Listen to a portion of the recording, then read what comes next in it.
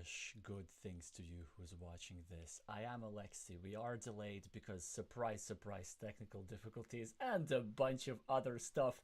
Things are so unpredictable. That's what makes life interesting. Anyway, we're going to jump in right into the match we started 10 minutes ago. You don't need any intro other than this is the Carcassonne Champions League playoffs between two strong players. You can see the screen names on the screen. Whoever wins gets into the next round of playoffs, and then after that we are going to look at the tournament bracket and so on and so on. So what was the names again? Posij, yeah, that's the person. Oh, they haven't even started, so that's interesting.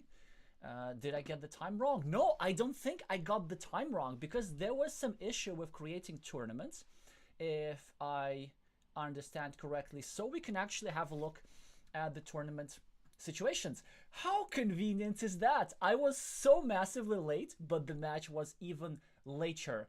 Don't you like happy coincidences like this? Anyway, thank you to all of you who are sticking around. Hi Elias, hi Nalaheim, hi Pavel, hi Josef. So, the reason why this match is important, I mean, of course, it's a playoff match between strong players, but it is also important for me because let's just have a look at the playoff situation. This is the playoff round 1, and whoever wins between Killuminati Warrior of Colombia and Posij 118 of Czechia is going to face yours truly, and I will be very patiently waiting for them in the round of 16, hoping to advance for the quarterfinals. And I will be just trying to spy on them and see what their playing style is and what their strengths and weaknesses are. So I guess I'll just keep refreshing and see if there's finally is an arrangement that helps them play a tournament or not. Let me just have a look actually if we can look at the other player instead.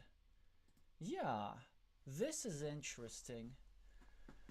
Well, I guess let's just have some pre-match banter. Could you up your mic volume slightly? I just did. Is that any better? The bracket looks sad. Complex is eliminated. Ah, okay, there we go. So the tournament starts in 3 minutes, or at least that's what Josef says. So there's an interesting time format thing, is that it simply depends on which players have access to a premium account and which players don't. So normally it's going to be a time format with increments with 3 minutes per game and 45 seconds added per move with a cap of 330 for player to things. But here I think we'll be witnessing a classic rapid Carcassonne with 15 minutes per game. So I think the tournament should start at 14:15, at least that's what would make the most sense. Of course, both players would need to connect to their games. Board Game Arena is difficult sometimes. So let me just read some of y'all's chat messages.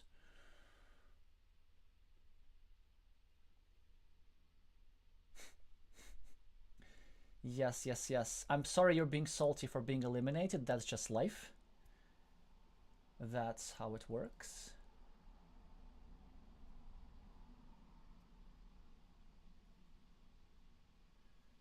So I see you're rooting for Colombia. Anybody rooting for Czechia here? Let's see who has more supporters. There we go. The game has started. Wow, the Czech player has a high rating. Is that? I think that's like the third highest rating of all Czech players after, of course, Martin Čelinak and Martin Mojžeš, the two Czech masters. So, it is in fact the Czech player who starts the game with the red meeples and 4 points for the city. Killuminati Warrior with the green meeples, proudly representing the country of Colombia, starts with a 2-point road, which has just become a 3-point road. Posij here putting an empty city cap downwards for a slight advantage for the Czech player at the start. From the Warrior, presumably we're gonna see a move like this, yeah, with a meeple on the city. I rather like that, and the point of that is trying to pre-build this 6-point loop and finish a road without having to use a road-then tile.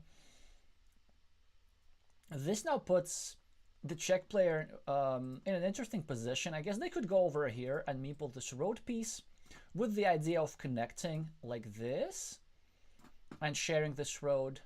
The move has slight downside that they would be exposing their little city piece for a potential attack.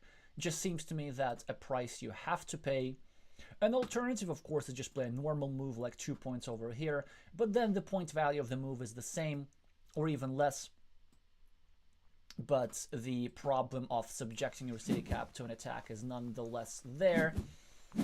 While the Czech player opts for the latter approach, choosing to get 2 immediate points on their scoreboard, and the warrior, of course, takes advantage of that, pre-builds their 6-point loop, and also makes this red city a bit more vulnerable. If green places a tile over here, a tile over here, it could be a bit harder for red to get his meeple back, even though, of course, most of the time a red meeple does not get blocked in this situation. The Colombian player could probably start a new road, or here or here. A new road on the right seems to be the strongest move. So, but it's also a matter of playing style. Some players prefer going over here, which is not the strongest move, but understandable for sure. Simply trying to put pressure on green square. Even though this 2-point road looks unappealing, it is in fact the best, because I mean, where else are you going to get 2 points? But I think that, but they go for the blocking attack and an early farmer. Not sure how I feel about this. Actually, I know exactly sure how I feel about this. Like, I hope this is what green exactly does against red, because look at this. Red foregoes points, places their farmer in a dubious place because this straight line really prevents its growth. Now, look at this. Red restricts his own field because he's sort of forced to. And what can happen with Illuminati Warrior over here, he could just build this city as a ruin, or just build a big city, and then this farmer will look a little bit silly. So let's see if the Czech player pays for this strategic choice. Oh, nice. Good to know that somebody's rooting not just for the Colombian, but also for the Czech player. I'm so happy that there was a delay. It's just like when there are coincidences in life, it's great.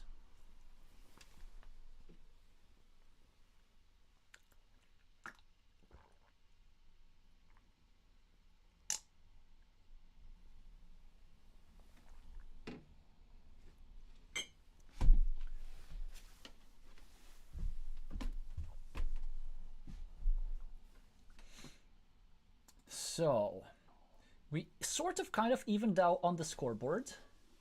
I still prefer green over red because of this overcommitted red farmer and green's lead on the scoreboard. Red has nice cities over here, but interestingly, green doesn't have a good place to use this tile and just dumps it, which is a mistake. Why would you ever do that? Why would you ever do that? I mean, how hard it is to place a meeple on the tile, on such a beautiful tile. And of course, Posij immediately takes advantage of that, and suddenly, like, the tides must have shifted. I mean,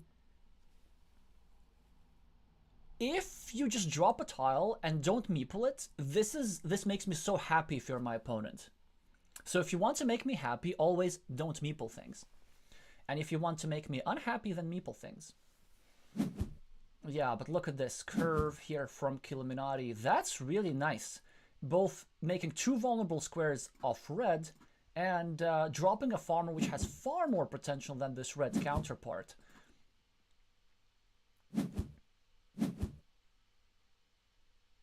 Oh, the quadruple city tile must have been discarded. So this is interesting, which also means that the starting player's advantage now will not belong to the Colombian player, it will belong to the Czech player instead. So this is certainly something that they must be happy about. Yeah, so they say that CCCC discarded, meaning city, city, city, city, the quadruple city tile. This is, of course, all understandable.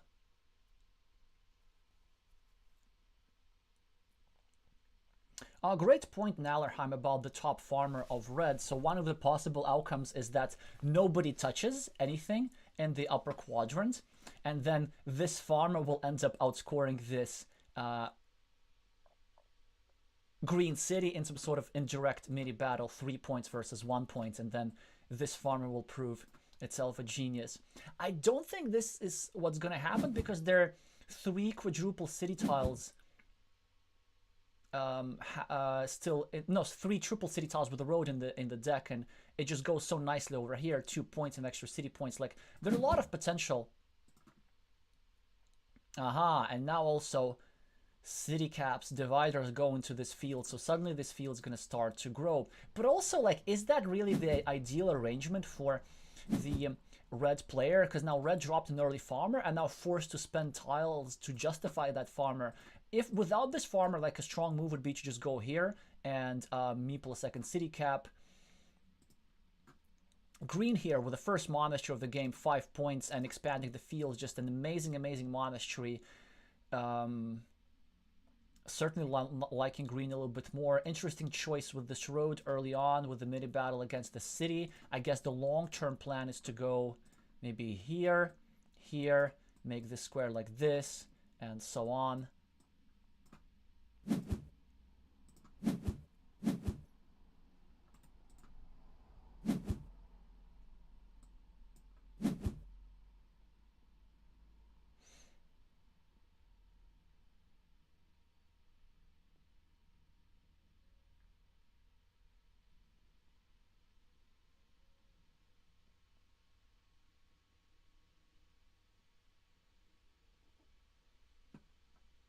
So some exchange of natural moves, a blocking attempt by red, immediate defense by green. Strong move by red here, blocking an empty city cap in green's field, curtail its potential, but I don't think it's going to matter because this tile is gigantic. Such a monastery arrangement, very hard to block. This road piece protruding out for extra value, still 4 monasteries in the deck and 2 meeples that green can use for that. It's just lovely. Of course, this curve is a great thorn into this green city, but I don't think green should really be bothered that much. Green has a variety of options now. Well, one is going over here, taking 4 points, which is what green should do. Another one is going over here, simply dropping a city cap in their field and bringing the monasteries closer to completion. I certainly prefer cleaning off the city cap because there's still plenty of other ways how to finish the monastery. And I think, but this is interesting. Starting a new city and preparing to finish the city and drop a second farmer perhaps, and also preparing a monastery spot. This is certainly interesting. The part which I don't like about this is whoa, surely now we needed to clean off the empty city cap. Oh, I'm not sure of that arrangement. It seems like green will run out of meeples really soon enough, also leaving this empty city cap. I understand that it is undesirable for green to build fields in red's field, but somebody will take the city cap eventually, and green should prefer taking that city cap rather than red taking the city cap, because Posige can just take advantage of it in so many ways. Go over here, start a big city, maybe go over here, thwart the development of green's monastery. Yeah, this is exactly what he does. A strong move, but it does not matter. Oh, this is beautiful. So Killuminati Warrior now with 2 meeples in a 9-point field. Meeple's a city with his last meeple, but several easy spots how to get a meeple back. Certainly possible to get a meeple back from here. With a city cap, it's possible to get a meeple back. And with a monastery curve over here, of course, the downside, if you get a monastery as green, then you can't meeple it anymore. But not that green should care. Green, of course, is going to continue his city at the bottom. Can't really imagine anything else. This city is, of course, unpleasant that red's going to have to finish it, but it is what it is.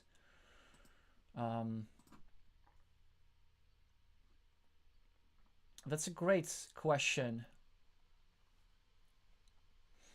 Does some Czech speaker know the meaning of the word posige? I'm not sure. I think it should be pussy. I think Y is like J. Not J, but like Y in English. I'm gonna call it pussy.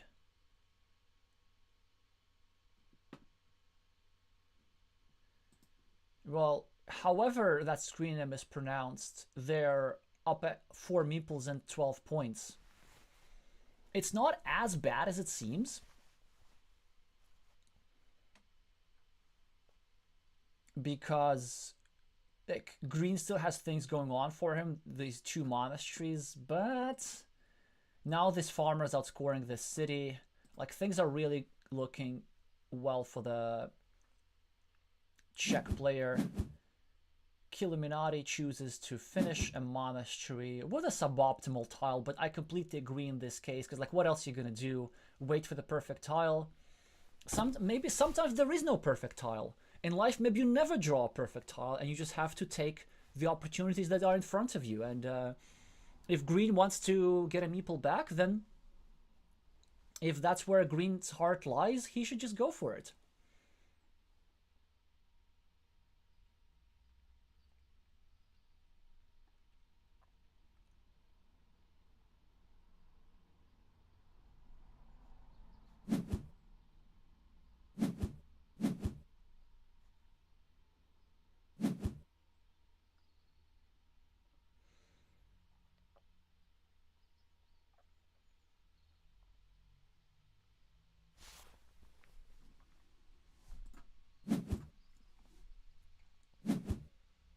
Whoa, that is some arrangement.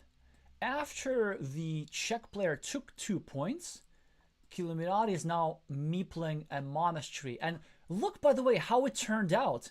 Very often, luck in Carcassonne is not just about the tiles that you draw, but also the order in which you draw them. So imagine if the tiles were flipped, like if this monastery were here instead, how much better of an arrangement it would be.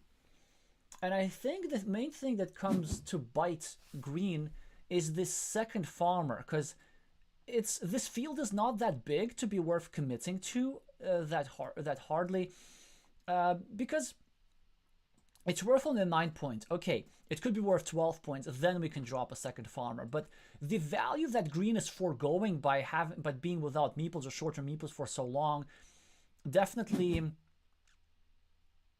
makes it not worth it, in my opinion, because the peculiarity of this situation, as we see green adds some points at the bottom to continue his city, the peculiarity of this situation is that red has already counter field. So red absolutely has win paths without having to fight for the field at the bottom. If only red just manages to score for this city cap, for this one lone city cap, he's going to be golden. Okay, an amazing tile for Illuminati, just fantastic. He just needs to get a city cap, and with that, be in contention. Well, what does the Czech player do here? Just get a monastery point? Or start a 4-point road? Decides to get a monastery point. Illuminati is probably going to go here, continue his monastery. Ooh, he decides to... This is interesting. I'm not sure how I feel about this move. So actually, this is very, very interesting. He chooses to restrict red's farm, hoping that red doesn't draw the city cap over here. And there's only 1 city cap that fits into this square. Normally, I think there would be 3, but 1, 2 already are on the board. So the third one is the one remaining in the deck. And the thing is, this move has a downside in the sense that it makes green's monastery more vulnerable, and this is precisely how red takes advantage of it. But in turn, green can go over here exactly and make 2 unpleasant things for red. First of all, this square is now completely dead, and this farm is now completely boxed in for 6 points. And second, this city is now restricted somewhat. Illuminati, another difficult decision. Do we go here and get a meeple back, which I think we do? Meeples are important in this game. Or do we go here and guarantee that we finish the city and maybe hope that we get the last remaining starting tile and get the meeple back? I think green is being a bit impatient here. I think going here was more important. if you ask me. But on the other hand, I'm not sure if I'm correct, because green is now ahead on the scoreboard. Green has a 12-point field. Green has a little monastery piece. Like, green has a lot of things going for him, and I think green decided that getting this meeple back is not that important.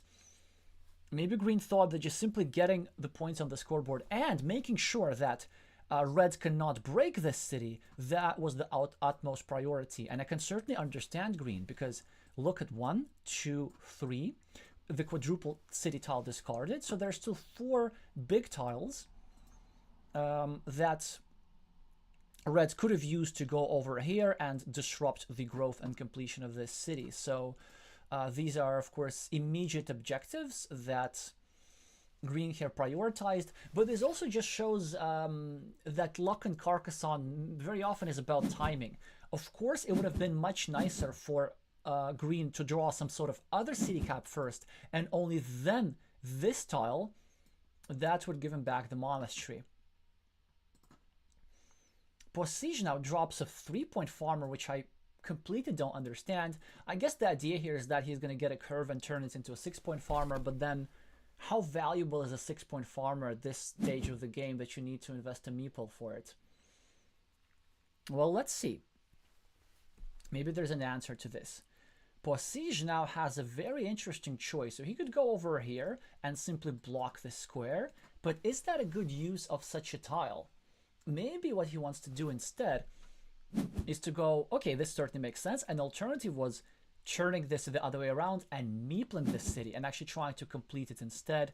Beautiful move here by green, blocking red city. So also red maybe could have defended that here, actually, but chose not to.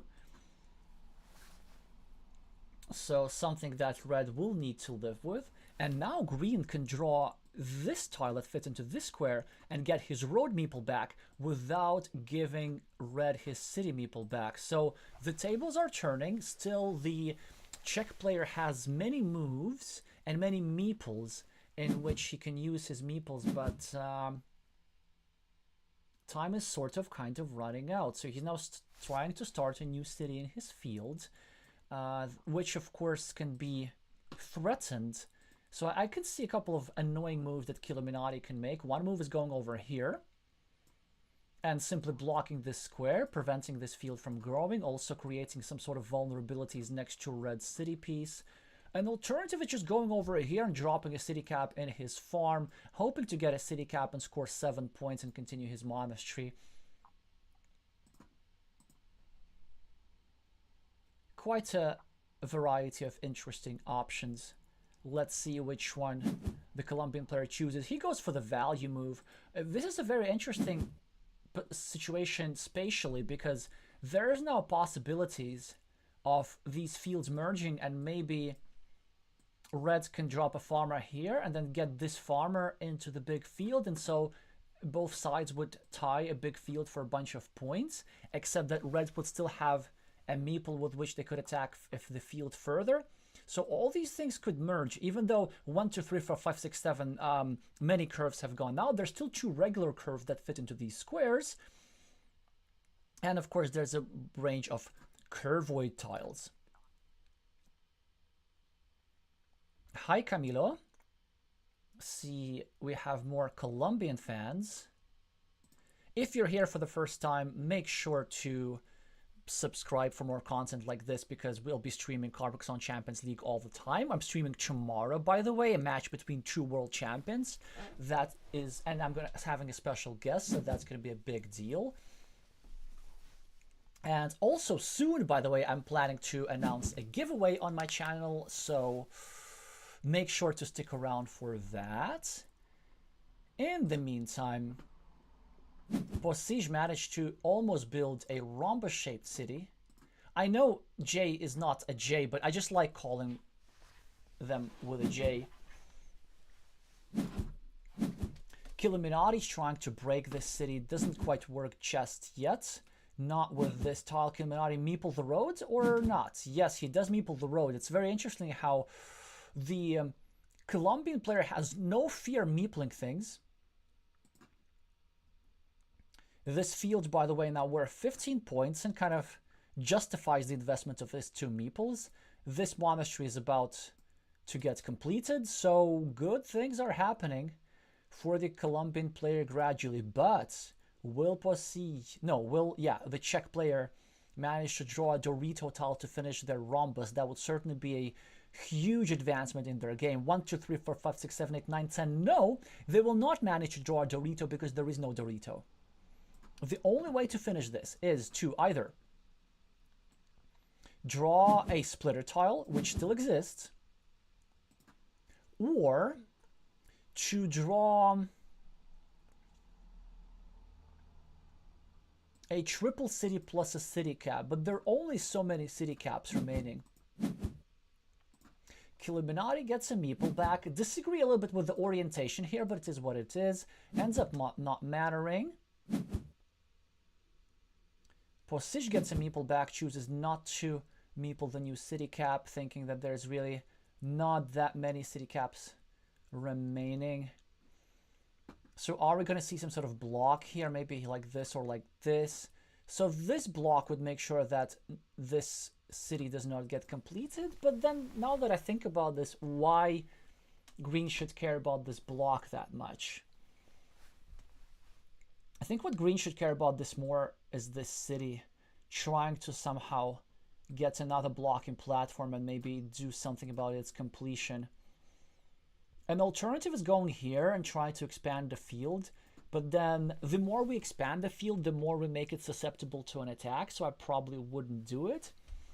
Actually, now that I think about this, there's a problem with placing this monastery like this, because there's still one curve, I think, on the board. 1, 2, 3, 4, 5, 6, 7, 8, 9. No curves remaining. Okay, this is actually very, very good for green, because green can go over here and block this square because there are no curves remaining. Actually, this square is blocked anyway because there are no monasteries remaining, so green is just chilling. Green can go here, maybe block this meeple. I mean, green can do a variety of useful things. But the reason why I didn't like this monastery placement that much is because it was actually possible at the time to draw something like a crossroad tiles, go over here, drop a farmer from the outside, then connect to the field, taking 3 points for the road like this, and then on the last move, like drop a farmer here and equalize the field by red, which probably would be enough for red to win, or would it? Now that I think about this, like green is really far ahead as a result of these monasteries. Told you, monasteries win games. And unless reds find some good point scoring opportunities, which would be finishing this rhombus-shaped city, and that feels that this is the choke points of this game to which everything will come down to, then the Czech player is in trouble and my South American fans will be able to rejoice.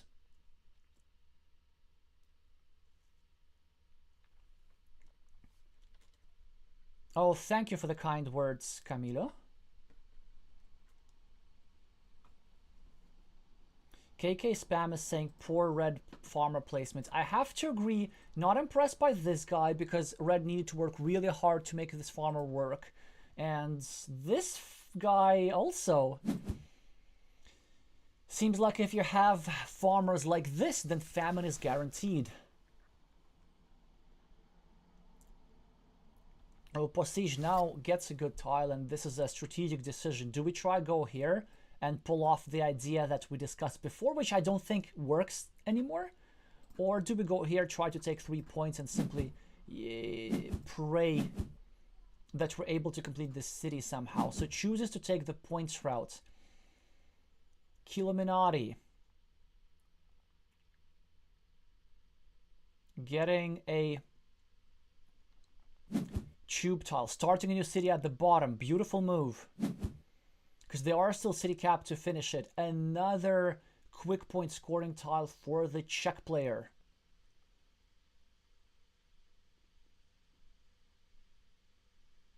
Again, decisions. Can we somehow sneak into this farm? I'm not sure if there are enough tiles to do that.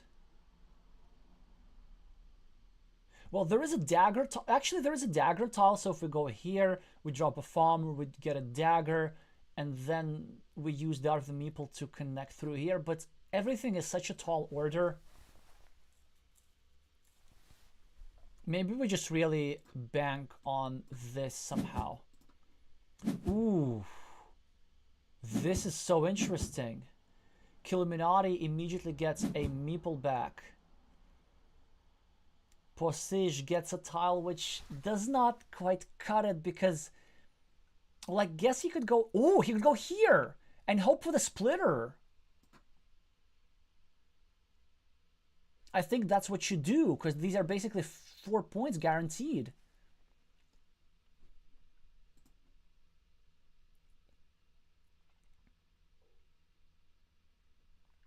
Or you could go here and hope for the dagger, but splitter beats dagger, I think. And as a result of Killuminati starting this city and getting these 8 points, I don't think really there's much that red can do, but if you go here, you get 4 extra points. Yes, I think wrong. Okay, this worked out. So he's hoping for the dagger instead of the splitter, and I think I know why, because he hopes to get this thing over here and score 4 points. Not gonna work. Unfortunately, the sequence comes out wrong for the Czech player, and there's just nothing that the Czech player can do. Yeah, 5 points, of course, this is all great. And Killuminati, I guess we'll go here, meeple something. I'm not sure what exactly they should do. There's really not that much that they could do with this tile.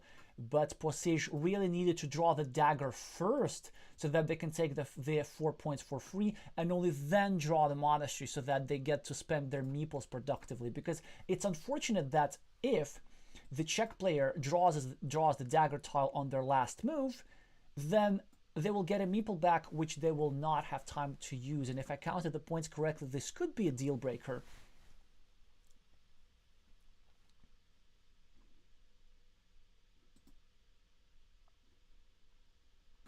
Yes, exactly, Nalarham, as you're saying, dagger beats splitter because it can get the road. So this is actually a very subtle decision on the part of the Czech player. And yes, and he does get the splitter, so amazing sequence. It's just so unfortunate that he did not get a quick point tile on his last move, because now Killuminati is able to simply score a 5-point road, which I believe should cut it. But let's just have a look at the point scoring. Fascinating game. Lots of small farms.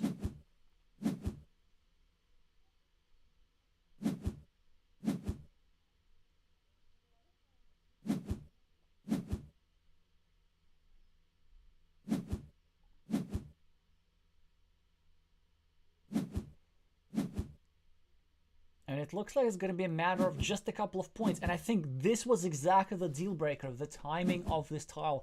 In order to win, the European player had to draw this tile a bit before the last move.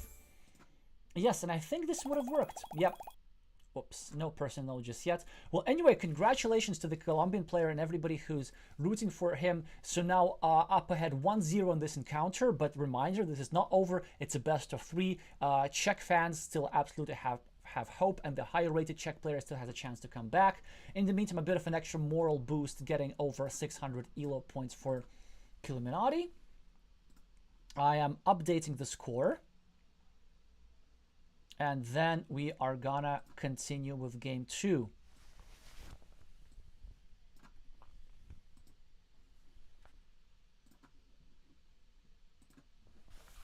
Alrighty, so what are we having?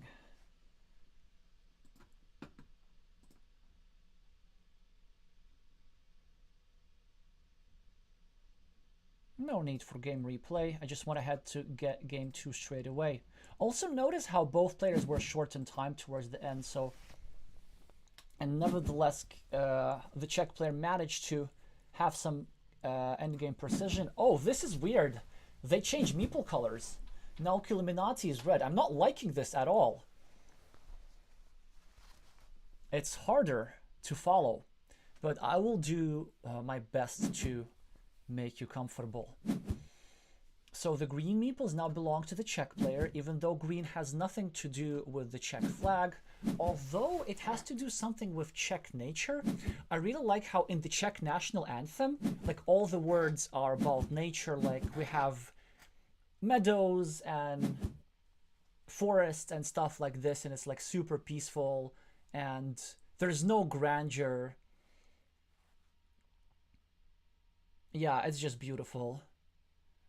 So anyway, I just like national anthems and I learn to play them, and the Czech one is something that I found memorable. So I guess having green meeples is representative of this player's country. Of course, red is on the Colombian flag, so that checks out for Illuminati. And another thing that checks out for Illuminati is 8 points on the scoreboard versus 4 points on the scoreboard. These 3 completed city caps, 2 of them belong to the Colombian. And that's why the Colombian has the slight advantage. And also they are the first one who could claim the field if they wanted to, but do they want to? I think the move that you play here is something like this, simply starting a new city.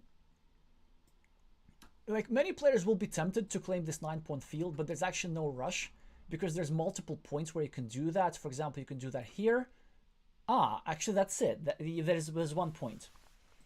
So if somebody draws a curve and places it here, then it won't be possible for any other side, for the other player to claim this. So this is very interesting spatially. But then if somebody draws a monastery, the monastery goes here, and you have to meeple the monastery instead of meepling the field. And so then the field is still up for grabs. I do think that using this tile as a field tile would be a mistake in this situation. City caps are valuable, and certainly if Illuminati now just decides to use the city cap as a farming tile, I'll be very happy, because it will be an indication that in our round of 16 match, where I will be waiting for either of these players, I could expect some concessions.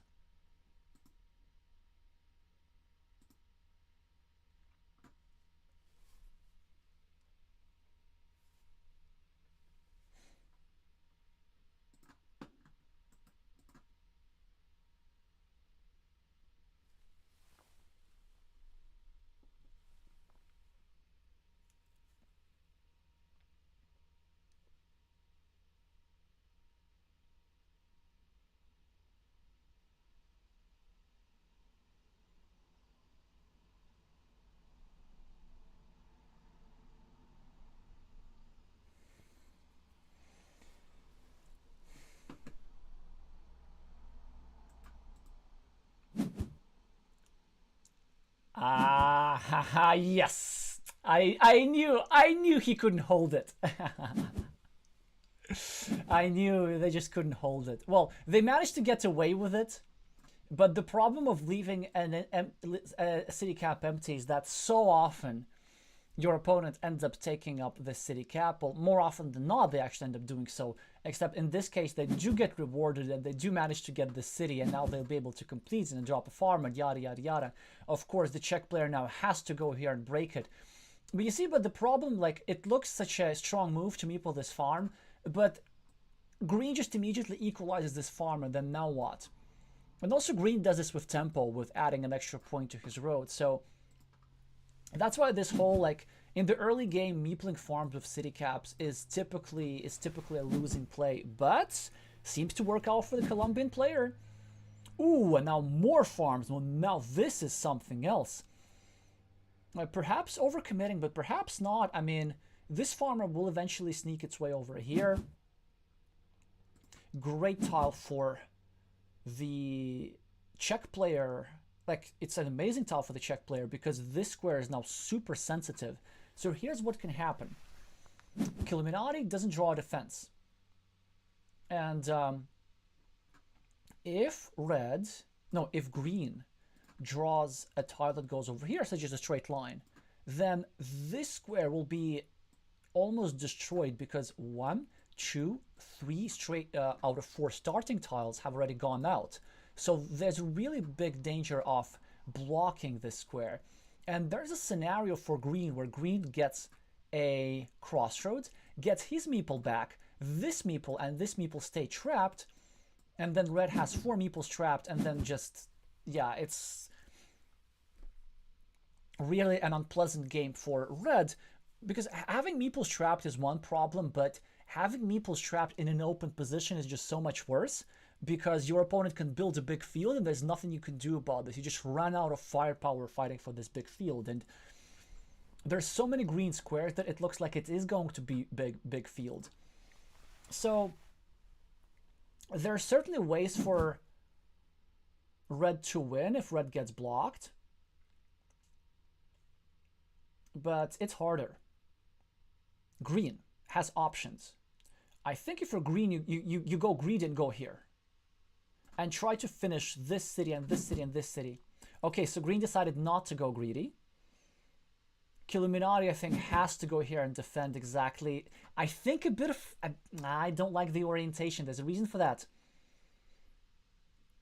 Because it gives tempo. I think the thing that you need to do is turn this the other way with the road pointing down. And the reason for this is that there's still many road ends remaining. Posij can get 2 points over here with some sort of triple city plus road tile, and that will automatically open an opportunity to connect to this city or somehow disrupt its completion. Small spatial things like this can really decide the outcome of the game, and it looked like this move was relatively rushed. Of course, the placement of the tile is correct. I really doubt the orientation. Now the Czech player has a variety of options, so they could continue their road in every which way, or they could build up the monastery. And honestly, this is something that I rather like. Just not going here just yet, but going here, although it's a move that's so hard to find. And the idea is we're just building monastery spots around our monastery, like going here, going here. Okay, they choose the simpler move. They choose simply to attack directly, not waiting for a road end. I can certainly empathize with that. The problem with that move is that it is easy to defend. So maybe if you're Illuminati... Actually, I preferred even a different defense. You could have even gone here and pointed this the other way. And now red, I think, is overcommitting on the farm. This is very interesting because this farm is not that big. Red's dropping a third farmer, hoping for the tile, the dagger tile that goes into this city. Of course, then red will get 1, 2, 3, 4, 5, 6, 12 points for the city and meeple back. And actually, no, that's a good farmer. Like, it's decent.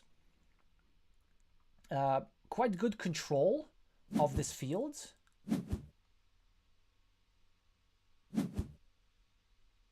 And the Czech player has no shame, just starts a city in a vulnerable place. Illuminati draws immediately the tile that he needs. And things are looking good for the Colombian player. So certainly interesting sequence of farmers. The Czech player has to go here and meeple his monastery. There's no way how we... Yes. This is something that both players have shown. Well, this is something that the Colombian player has shown in the last game, that they're willing to part with their last meeple for a good cause. And the Czech player is no less courageous. Well, that is a huge mistake by the Colombian player. Why would you ever give your opponent a meeple back? It's completely beyond me. The move, I think, was to go over here and leave an empty city cap and make this city vulnerable. So a bit of an ex machina here for Posij. Now that he's able to have his tiles, his meeples freed up.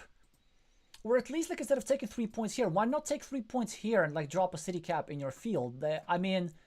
This is a mistake which is, I'd say, like 300 rating points below the rating of said player. But, you know, it's the playoffs. Everybody's watching the stream. Everybody has nerves. Everybody makes mistakes. Everybody deserves forgiveness. I think.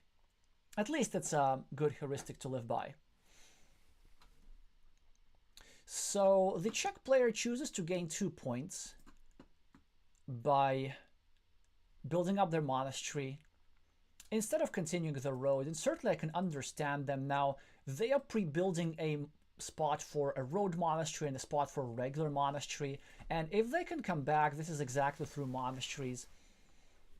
And what basically green is probably going to do is just give up the control of this field, hope that this field does not grow too big. Illuminati here now debating between dropping a double city cap here, or just simply taking 4 points. So both legit approaches. There was some merit to this move, but of course the merit of this move is just simply the ability to annoy this meeple soon enough. I mean, Postige is going to probably take his meeple back, or maybe score 4 points. Not sure which one's better. It's sort of not a matter of taste, but a matter of marginal value. And of course, eventually he'll need to solve this city as well. So lots of problems to solve for the player with the blue. Why did I say blue? Maybe because of Czech's flag, or because of the Czech rivers, which are, I think, mentioned in the anthem as well.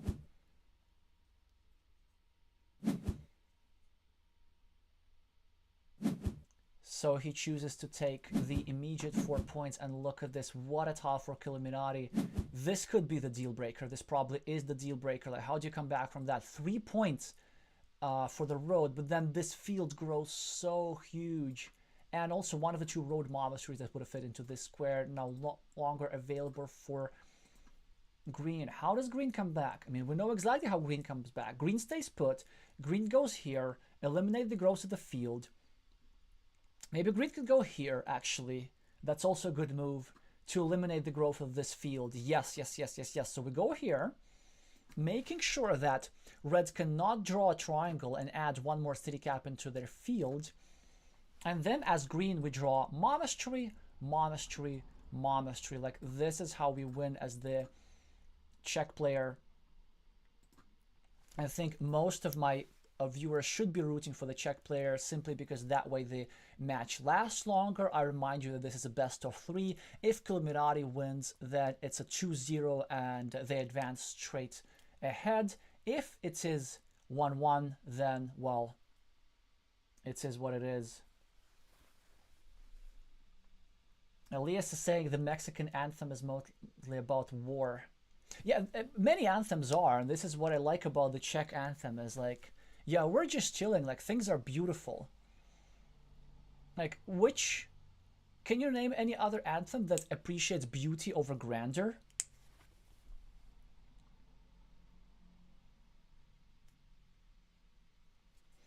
Malaham is asking about match preparation. Do you think different playstyles matter enough so that you can count on making certain moves and hope for your opponent to follow the strategy you found them typically using?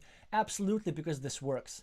I can say this as a team captain. Like, the reason why Latvia managed to go so far in the European Championships and in the World Championships, in the World Team Carcassonne Online Championship this year, is precisely because that kind of research, like, it is being used. So I'm watching everybody, and I prepare for every match that I play. Because sometimes, like, when you're I mean, of course, they're, like, objectively the best move in Carcassonne, especially in the opening, and you're going to play them. Like, if you have a city cap, you just take 4 points. But sometimes, in difficult situations, like, you know that you maybe need to hope for your opponent to do something. And then you know that they're more likely to block. And then, well, anyway. So the short answer to your question is that research is absolutely worth it.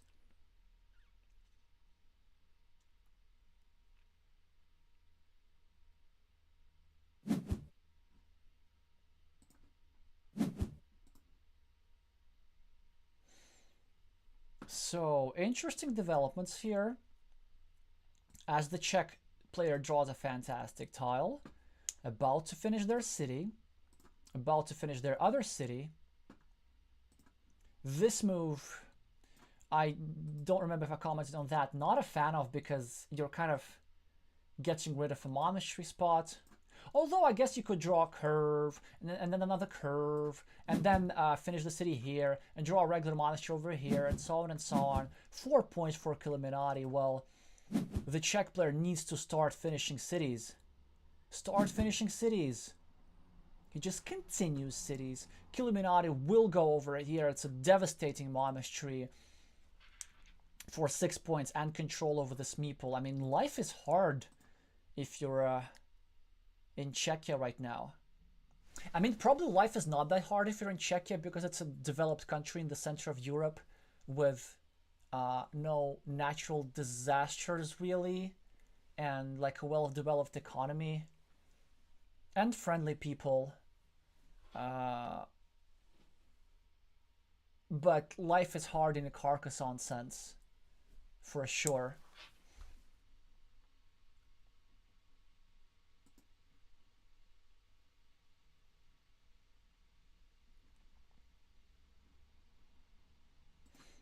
Well, the Colombian is thinking about the monastery and spend a good 30 seconds of it. I'm not sure how much time they can afford to spend. And finally the Czech player gets a meeple back, so maybe something can still happen for them into this game. I'm just rooting to make things interesting. Great tile for Illuminati, a bunch of uses for it. One, we could go over here, try completing our city, but I think the more immediate threat is, of course, to go over here, try to thwart the completion of this city. This is exactly what he does, and chooses not to meeple it. This is pretty interesting. With so many points ahead on the scoreboard, I thought meepling that was in order, but let's see. Surely a curve goes here. It feels like we have to concede this field if you are green and just look for victory in other ways. And actually, we don't have to concede the field. We can go here, let the farmer into the field, and then we can get a city cap, drop a farmer, connect, get a city piece, drop a farmer, connect. Like, it's also not inconceivable to get 2 farmers into this field. And of course, some farmless wins still possible. Like, if we get... Really, this is interesting.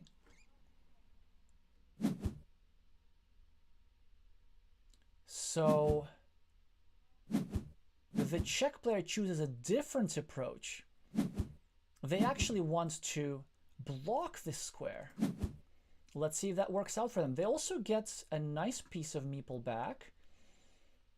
I'm not sure if they'll be able to keep up with the field fight, but let's see. Illuminati has a choice of either taking 4 points or making a blocking move. 4 points, of course, more favorable. Getting further and further ahead on the scoreboard, and most importantly, threatening this gigantic city, which, of course, now needs to be addressed. Like, if you're Possège, you go here at least to prevent an immediate city completion.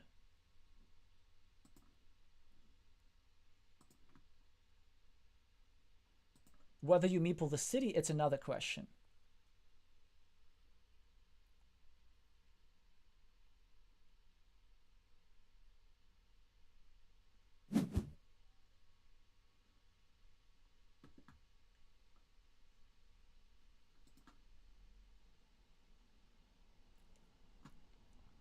But nevertheless, the Czech player goes for just a completely diehard approach. He's saying, I don't care about this city. I'm just going to have my own bigger city. And I have to question that. There's so many city caps left in the game. And this city is actually quite hard to attack because you need either a city plus city tile like this, or you need a road plus city tiles, and there's not many of those. Whereas there's still multiple tiles that need to be placed here so that this city can be finished. Okay, so now, what does the Czech player do? Do they just continue betting on the city and go over here? Or do they go here after all and try to equalize this city?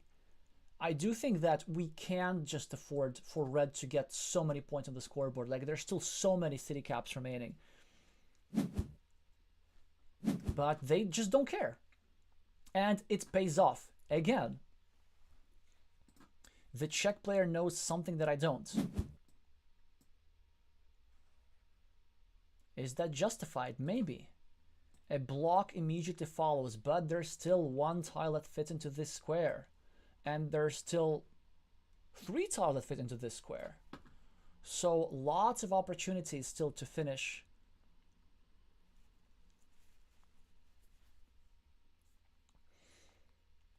this city, and this city, and this city, and this city. Posige tries to block, but is unsuccessful, and this is exactly the kind of thing I was talking about. Like, you just don't give your opponent so many points on the scoreboard, and I think this is what's going to be the deal breaker here. Although, let's not count the chickens just yet. The Czech player now got a second meeple. Still a big threat here. Still a possibility to drop a farmer, connect, and win the field outright. And look at this. Illuminati here just decides to secure the farm, which I love.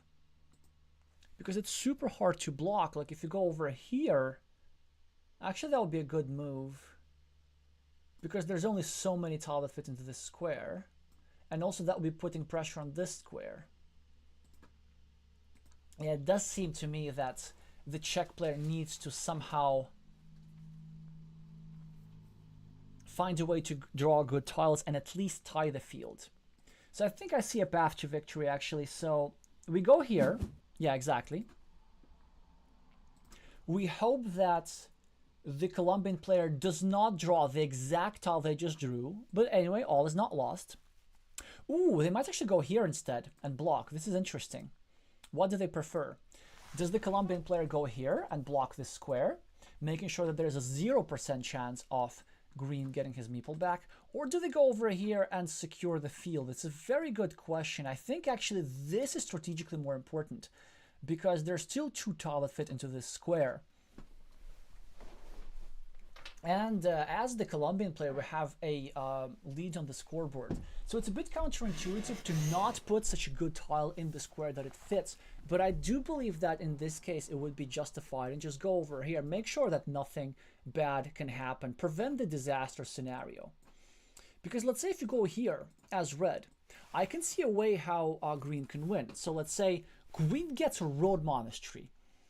And green just YOLOs it and places it over here. And then finishes the city and so on and so on. So, which is why red, I think, made the wiser choice of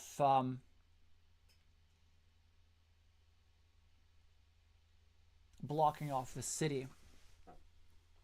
However, of course, in order to win, green really needed this tile. And red is going to go over here, connect the farmer. Not even bother going over here, because this is farmer is just an insurance.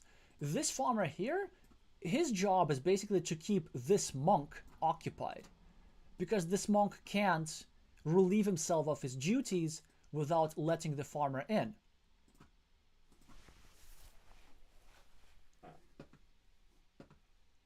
Yeah, because like if we just go over here, then simply green does not have enough firepower to do anything significant. Well, there's also another bombastic move that can be played. We can go here and meeple this road and basically say to green that if you want to let yourself into this field, then you have to finish my road. That certainly would be quite unpleasant.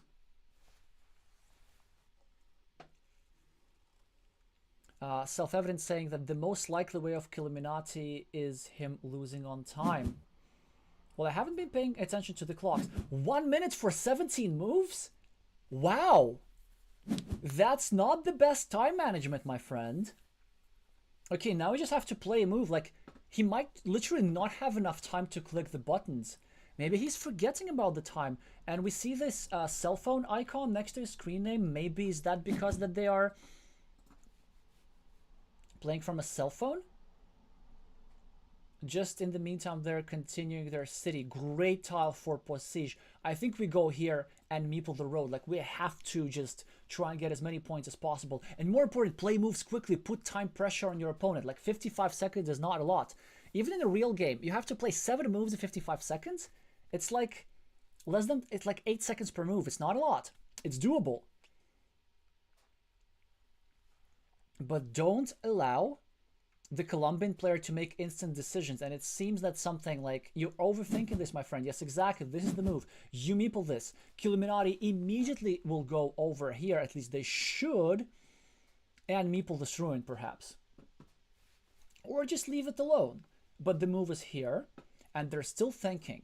There could be an issue with their phone or something, but then again, it's something that you know in advance. 36 seconds, 35. Posij gets a city meeple back. Killuminati gets a fantastic tile that can either claim them the ruin, or they can simply go here and get like 3 road points, or maybe like a meeple a city cap, something like this. Definitely sounds like this is in order, but 11 moves. I think 19, 18 seconds, this just won't cut it. 15, 14. Does he even notice that he's low on time? Let's find out in a second. 10, 9, 8. You have to play a move. 6, 5, 4, 3, 2, 1, 0. -1, and this is it. According to the rules of the game, it is the Czech player that has won the duel, except that, of course, the Czech player has to notice this. In a completely lost position, Posij here gets an Ex Machina and manages to equalize on the scoreboard. He's saying, please concede time, and this is correct. According to the rules of the tournament, the Colombian player has to concede the game, as opposed to continue playing, because whenever you go below 0, you lose in time, according to the rules. So we can see that in the chat, the Colombian player is acknowledging that.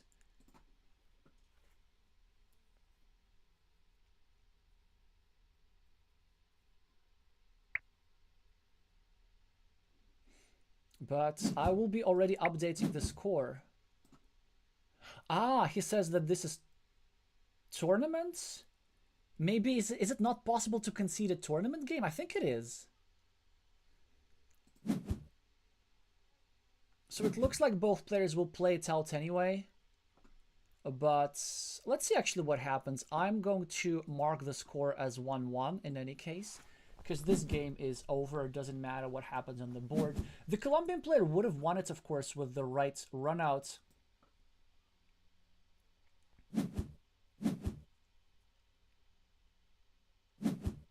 Actually, are we so sure about that? Yes, we are.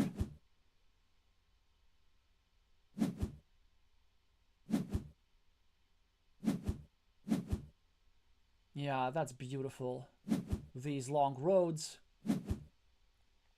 Not gonna be enough, of course, but it's still rather beautiful. Yeah, so the Czech player will take 2 points somewhere.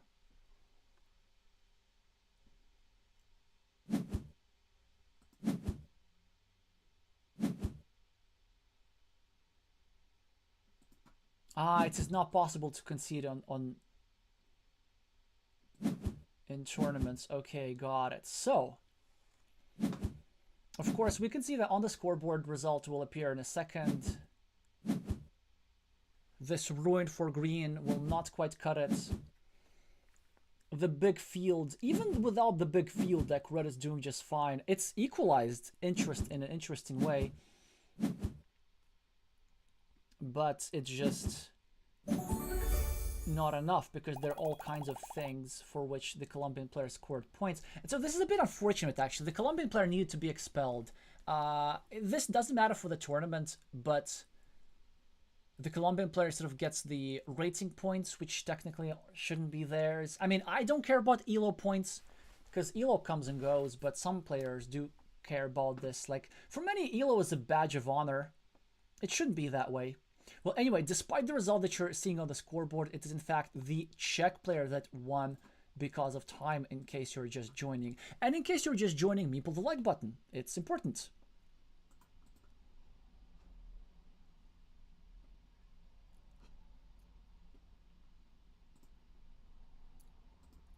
For the algorithm and everything. Helps for more players or more people to find out about this beautiful spectator sport, which is competitive Carcassonne. And we're already heading right into our decider. The Colombian player with the green meeples again. Again, we'll be getting confused.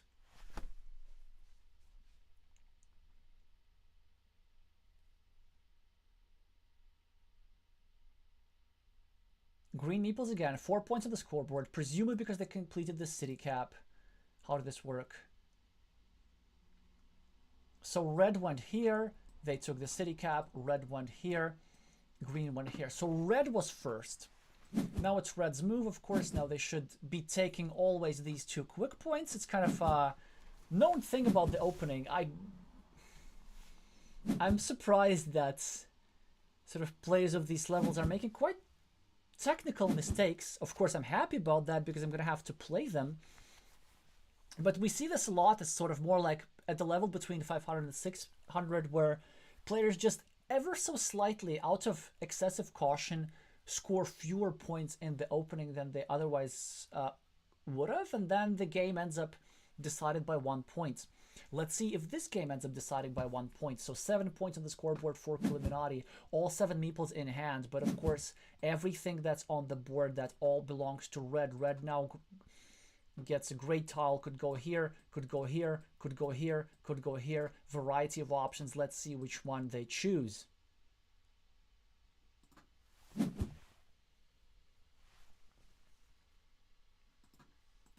Yes, a very conservative opening indeed.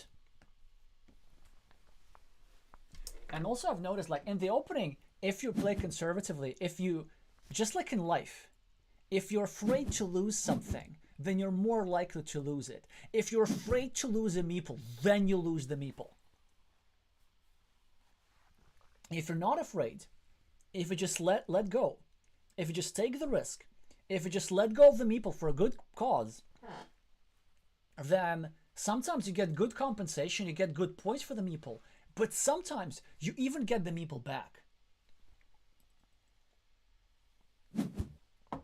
This is why I play Carcassonne. Life lessons. Again, another extremely conservative move.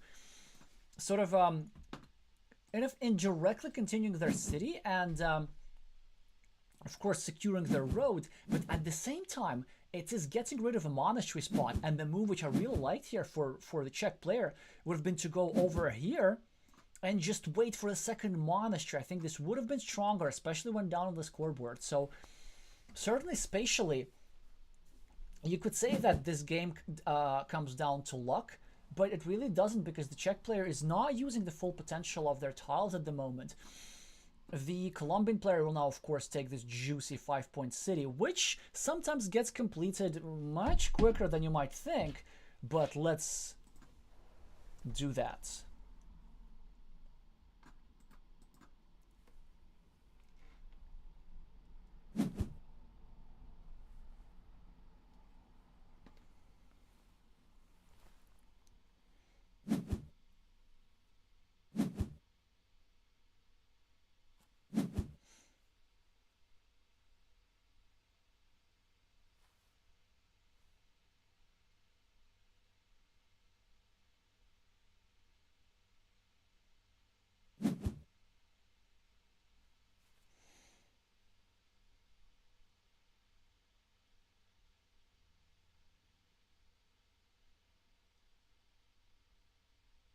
Also, by the sea, excess conservatism.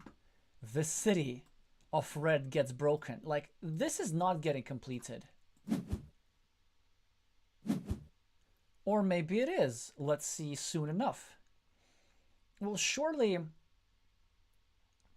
Illuminati here. Yes, that's a lovely, lovely move. Will he? Yes, and he meeples it. Oh, that's just beautiful. Making it harder for the Czech player to complete this city, although not impossible. They now draw a fantastic tile to place over here, and suddenly this city's dangerous. Dum dum dum. Okay, what do we do here as Illuminati? Do we go here, get a second meeple in? That's weird. I think we go here, try to double down on the block, and then attack the city later. Certainly with these city tiles drawn in quick succession, we're now getting some fireworks. I don't even know who is better. I presume it's Illuminati, but however, this monastery is good, this ruin's now good, and I'm not even sure that my criticism was fair. It very often isn't.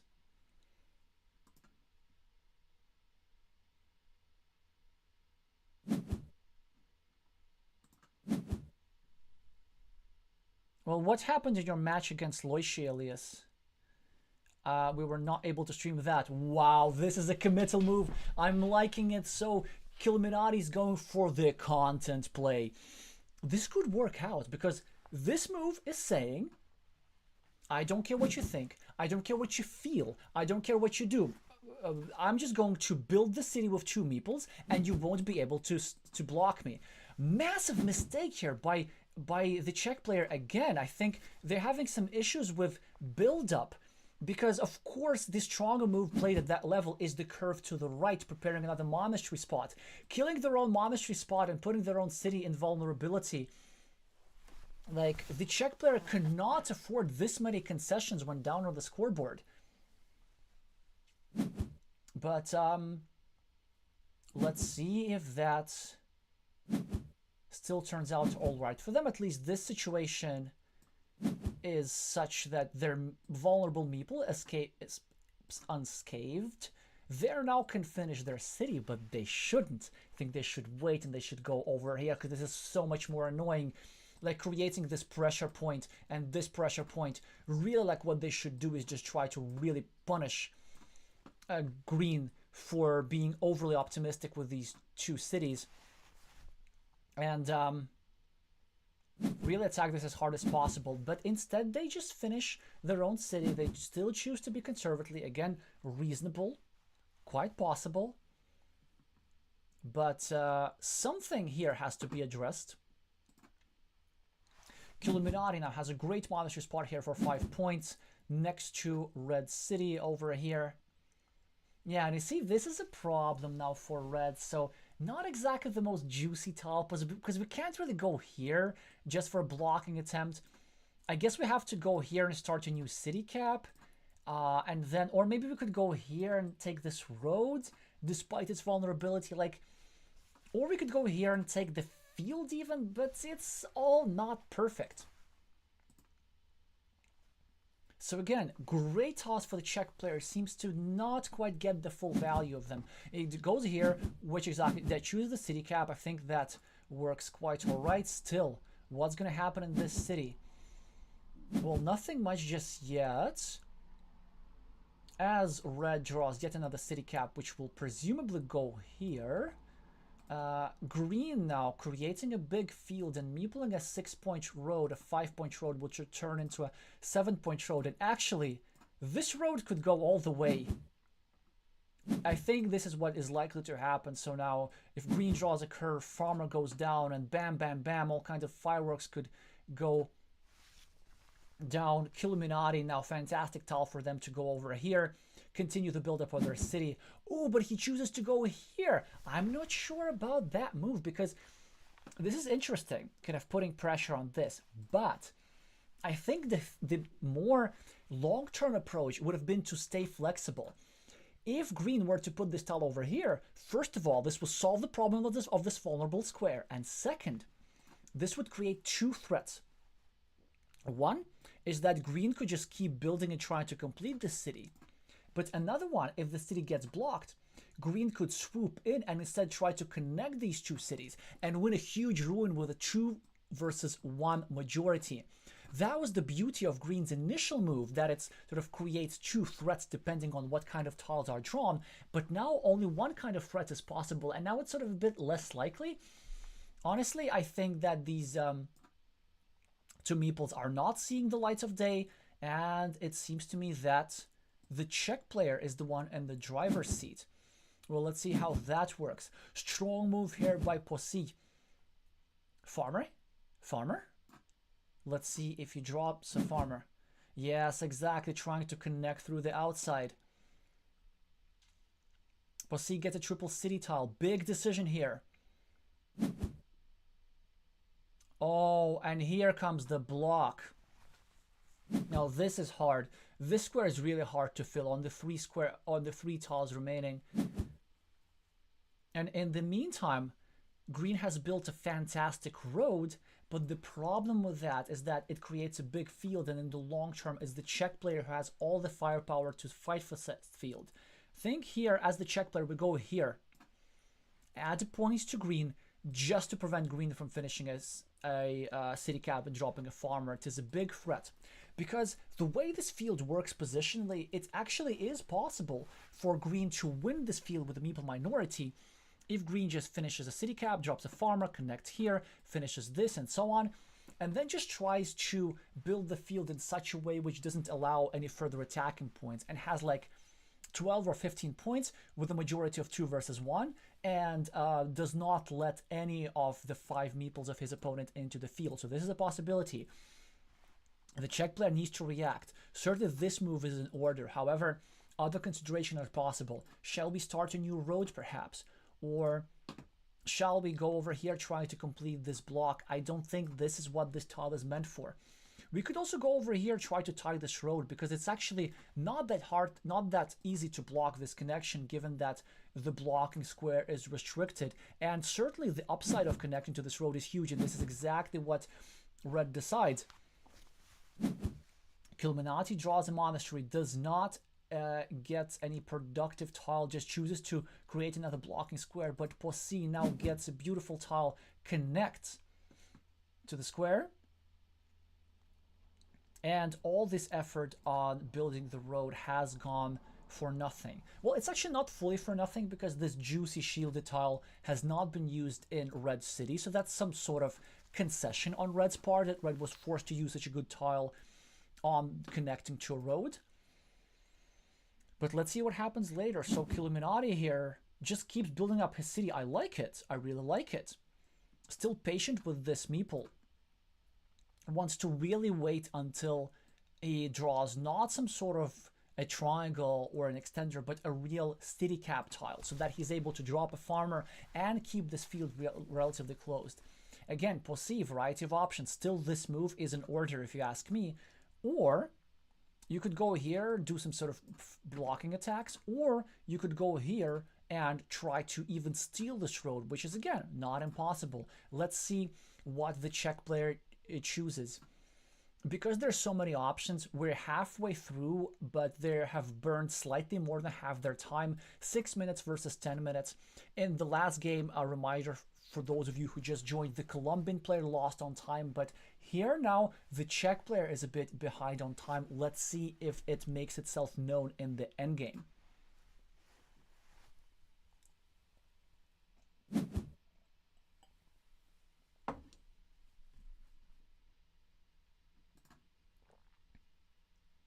This move is interesting, creating a bit further pressure. And Killuminati gets the dream tile, and now the threat of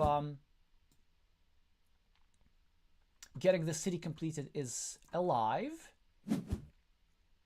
Killuminati draws a beautiful tile that finishes a shared city and connects the field in a spatially refined way. This is just the plan to play with a meeple minority. Like, the Colombian player is handling it beautifully. Plus, these 2 meeples in this city are actually like not that bad. They're like worth 14 points. And just the threat of completing this city will force red to use tiles for blocking, and this could be just enough for green to overcome the point difference. I'm loving how green is playing this.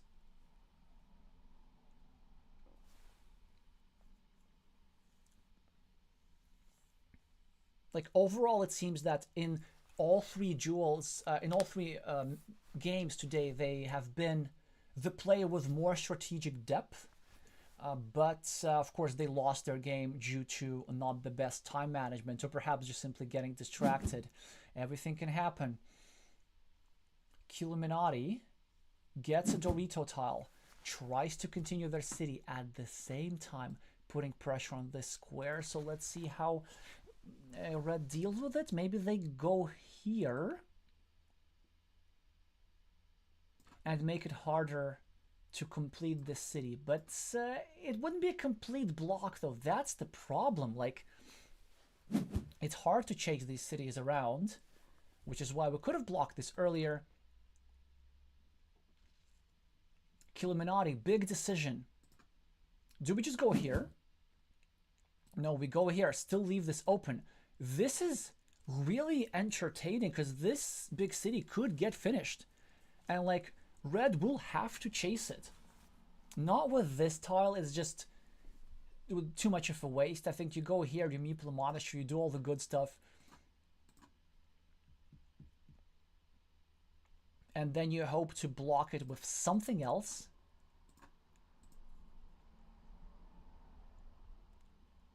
Easier said than done. Actually, I think we can use the fact that there are so few Doritos remaining and block the square somehow. Big moment for Illuminati. Do we just take 4 points, or do we go here and go for the 50-50, saying, you know what, I'm going to draw the one remaining dagger that fit into this square and just obliterate you on the scoreboard? Or do we keep this slow and still allow ourselves multiple possible combinations to finish it? It's still possible to get like a starting tile plus starting tile. Oh, no, like starting tile plus city with a triple crossroads. Like, there's still options here. I think we still take the 4 points for now. Can't blame the Colombian if he goes over here.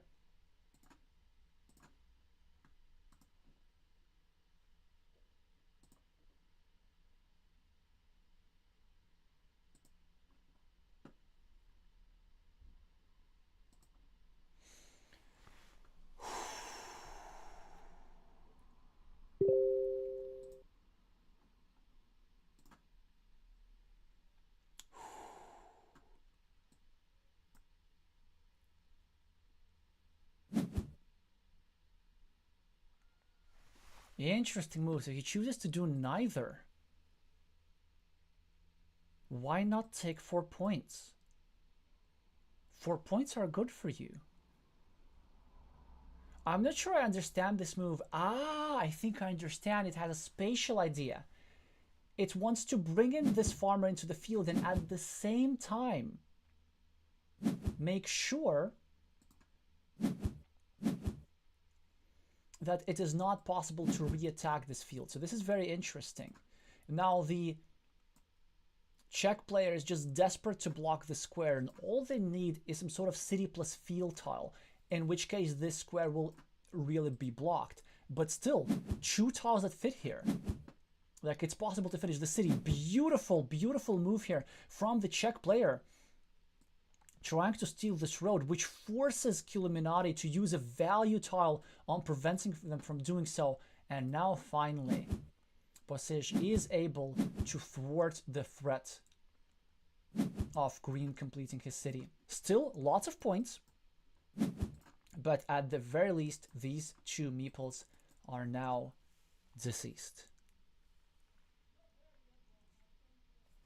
Illuminati still has good chances, if you ask me. They can get the meeple back from the monastery if they need to. They will have control of a 12-point field. But the meeple situation is not favorable, because now the Czech player can either go here and get a meeple back, or go here and get a meeple back. They choose. Or just go here and take 3 points. It's a fantastic tile. They choose to get a meeple back like this. Even though, and I like this move, even though they're leaving an empty city cap into the field. Ah, their plan is to go here and drop a farmer. So this is interesting.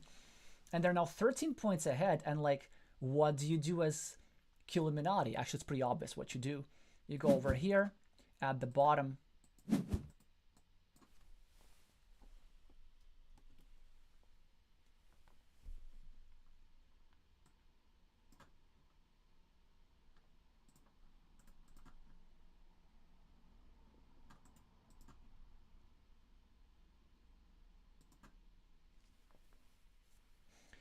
You're saying that Pegushev times make you afraid, Ludo? Okay, let's actually see. I haven't been paying close attention to the player's time. 2 minutes on the clock. Will we see 2 losses on time? Will a loss on time actually decide the match? I don't think so. I think 2 minutes should be enough. The Czech player keeps on moving. The Colombian player controls the field for 12 points. Not quite enough to overcome the point difference, but we need to remember about this 15-point ruin over here, which definitely beats this guy. Like, it's super close. Now Killuminati needs to try and prevent this guy from completing his city. Great monastery tile for Possige. Honestly, we just can take 5 points and be okay with it. I don't even think we need to fight that hard for the field. No, he chooses to create an attack on the field. He decides that it's more important to try and invade the field. So Killuminati could just go here and thwart it like immediately. Strong move by Killuminati. Great tile for Possige. 3 quick points. Shall we go over here and pressure this guy, or shall we just go over here? Interesting decision. Where does the Czech player go?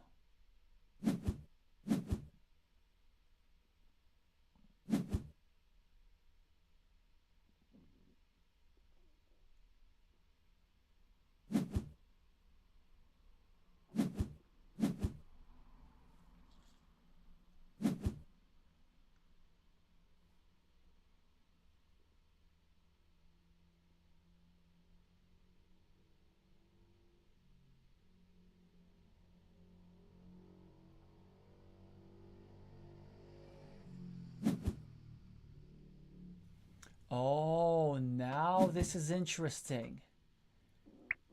The player with the red meeples drops a farmer. But will it work? Players are trash talking. Killuminati is saying ouch, knowing that they cannot block. They're trying to block. Possige will probably take quick points. This is a very interesting farmer decision.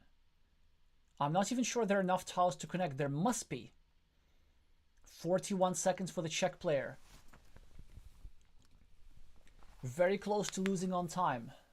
34, 33, 32. Just takes 4 quick points. Already substantially up on the scoreboard. Maybe he doesn't even need the field anymore.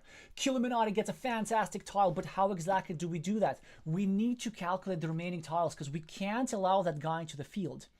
So how do we block that guy? I mean, first of all, we need to see which tiles are there remaining. 1, 2, 3, 4, 5, 6, 7. There's still one straight line remaining. So maybe if we go here, take 4 points, we now prevent our opponent from connecting with a straight line. 1, 2, 3, 4. These guys are out. Let's look at the curves. 1, 2, 3, 4, 5, 6, 7, 8. 8. 1, 2, 3, 4, 5, 6, 7, 8. Oh, that's unfortunate. So there are no curves remaining, which means that Killuminati is probably forced to go over here and make a move which is worth 0 points exactly. Ooh, and he meeples the road, which is pretty interesting. But now, Possige can decide. If you want, he can go for the 50-50. He can go over here and drop a farmer and hope for the final curve. Because there is 1, 2, 3, 4, 5, 6, 7, 8. Yes, there's still one curve in the deck. He chooses not to. He decided he does not have to connect. Well, this guy would have drawn the curve anyway, and he's now going to take 3 points here. A bit of an imprecision here from Possige, if you ask me. Well, maybe, who knows. He takes 3 points for this field, and let's see who wins as a result. Oh, it should be close. 1 second remaining for the Czech player on the clock. So whatever the result is, it still stands. Certainly making his compatriots require some heart medication. The points are being counted. Let's see if the extra field is going to be enough. 15 points for Killuminati and 3 extra points for Possige. This is incredible. With 1 second remaining on the clock, the Czech player manages to pull a rabbit out of the hat without even having connected the field. But look at this. This sort of fake threat. Well, it's not a fake threat. This real threat of connecting this guy into the field forced Killuminati into a difficult situation. It forced them to use this tile in such a way that would not give them points. And this is the thing that made it matter. So just from the jaws of complete defeat, completely hopeless position in the previous game, Posij managed to pull an Ex Machina and win on time, then in the third game almost lose on time, but win the game on the actual board. But now that I think about this, I think that the Colombian player may have missed a chance. It seems that because the Czech player was having time trouble, they wanted to force the Czech player to lose on time, and that's why they made their moves quickly. But I think there was a way. By going over here, Illuminati basically didn't have enough points to win the game. So by going over here, they acknowledged that they would be losing, because even though this guy doesn't get into the field, Posij already had enough. So I think what they should have done instead, they should have meepled this 4-point road, hoped, made like a 50-50 block. They should have hoped that this guy doesn't draw a curve. And so then Posij would have drawn something like this, and they would have to meeple a 6-point field. They would have gone here. So this is the same arrangement with one difference. Instead of having 3 points, Illuminati would have had 4 points for the city, plus a meeple to play with, which could have been used here for a 6-point road. So they would have had way more points. Like they would have had 10 points instead of 3.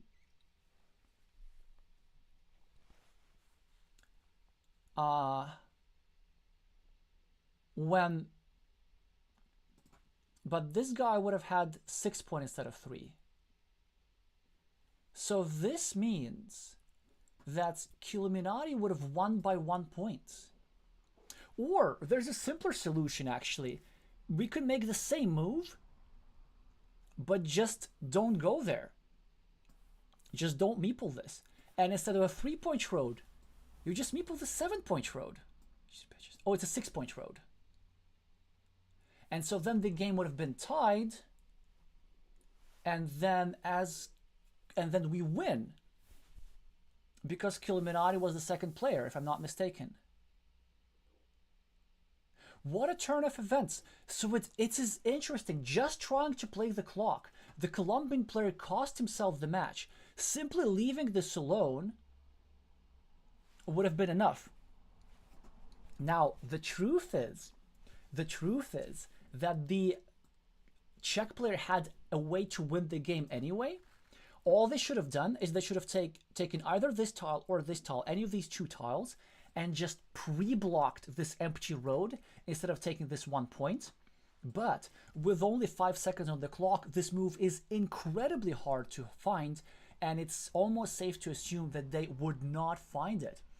So this is very interesting that by putting himself in time trouble, the Czech player also put his opponent into psychological time trouble. So we're seeing here some 3-dimensional chess, or should I say 3-dimensional Carcassonne, and Posij here just managing to do the nearly impossible and win a nearly hopeless duel. This was worth my time streaming for sure. Hopefully this was worth your time. I will be playing the winner of this encounter. I will be playing Posij in the round of 16 next week at a time I don't know yet.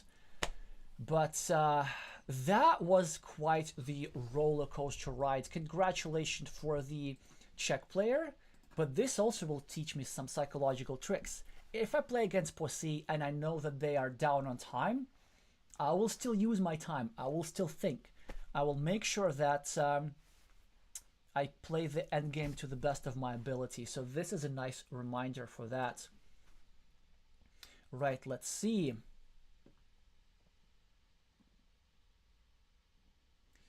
Hi Mauricio, hi Ludo, hi Vika. Yeah, this is hi Sergey. A thriller indeed. So let's see what else you're writing. Yes, losing the second game was a mistake for Illuminati, but I assume these may be some phone issues, or could they really have forgotten about the time that much? I mean, who knows? It is possible. Yeah, as you see, I'm so excited that like my background is all wrinkly and everything. There's lots of spontaneity today. There's lots of spontaneity in life. So that's just how my streams go. Tomorrow stream, do remember a battle between two world champions, like absolutely worth watching. Whew. That will be Tomasz Preuss against StatMat, against Matt Tucker. So KK Spam is saying if he wants to advance into 1/8, then improvements is needed. 1/8 is already the next stage. So round of 16 is 1/8 of finals. And then from round of 16, it will be round of 8 or quarterfinals. But yeah, I mean, I will hope that Proceed doesn't advance with the quarterfinals because I want to advance to the quarterfinals. So I will do my best to prepare. For all of you, gonna reminder that please meeple the like button unless you have to. This is important for the algorithm. It's also great to see newer and newer screen names and people watching both the Carcassonne Champions Leagues and competitive Carcassonne as a spectator mind sport. It makes me experience all kinds of positive emotion. By the way, also, we're very close to the substantial minor of 1,000 subscribers, so show this channel to your friends. There will be all kinds of interesting announcement giveaways when this hit that benchmark.